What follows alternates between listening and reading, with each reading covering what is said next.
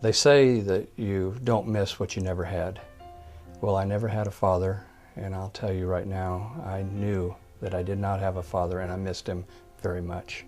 Dad was career Army Air Corps, and he was a pilot, and his plane was the B-17, and that's the plane that he was flying the day that his plane was lost, somewhere between Japan and the Philippines. I was 4 months old when my dad died. He never even saw me.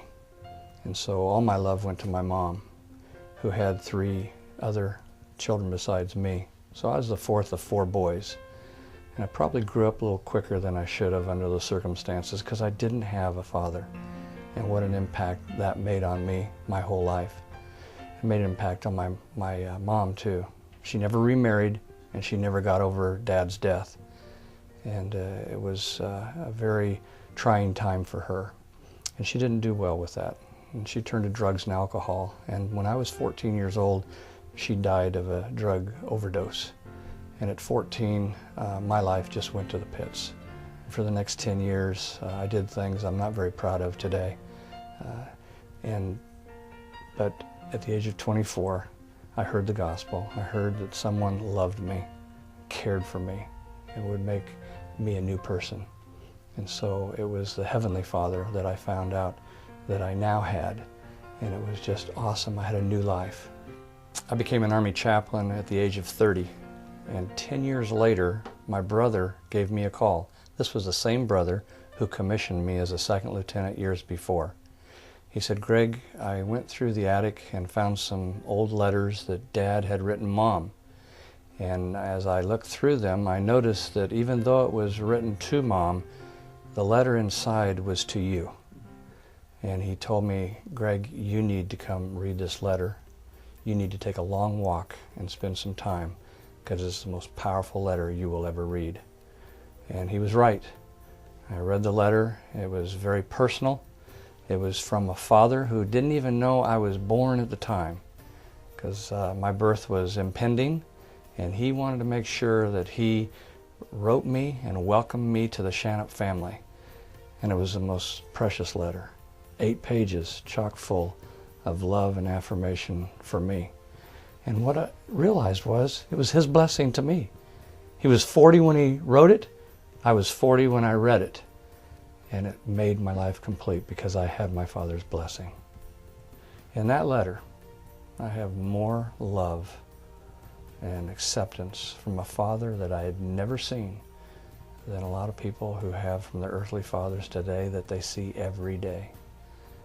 That letter is the single most powerful thing I possess. This Bible, which is a love letter from our Heavenly Father, was written thousands of years ago. I have another letter, this one written by my earthly father, written in 1946, about the time that I was born, addressing me and welcoming me to his family. He didn't even know if I was a boy or a girl, but he says in the letter, it doesn't matter because we're going to accept you just like you are, which reminds me so much of our Heavenly Father, who doesn't care about whether we're black or white, whether we're rich or poor. He accepts us just like we are because he loves us. This is the letter that I received from my dad. It was written even before he knew whether I was born yet, whether I was a boy or a girl. Saturday, March 23rd, 1946. Darling little new arrival. Welcome to the Shanup family. This is far from being the best way for a daddy to welcome his new child into the family, but under the circumstances, it's about the best I can do. Needless to say, I'd give anything in the world if I could just see you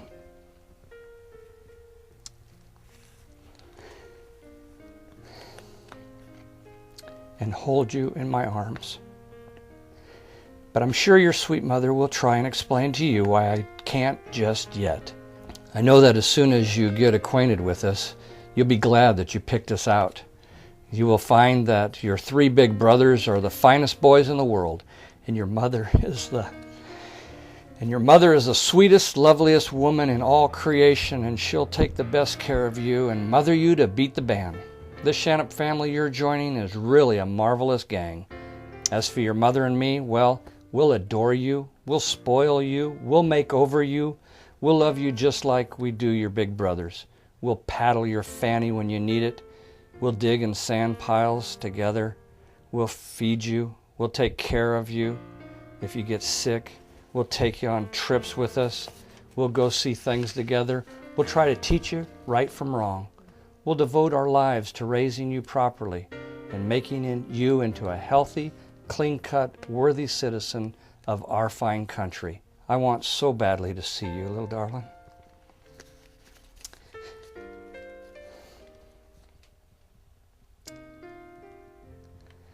I want to so badly see you, little darling, but I can't just yet.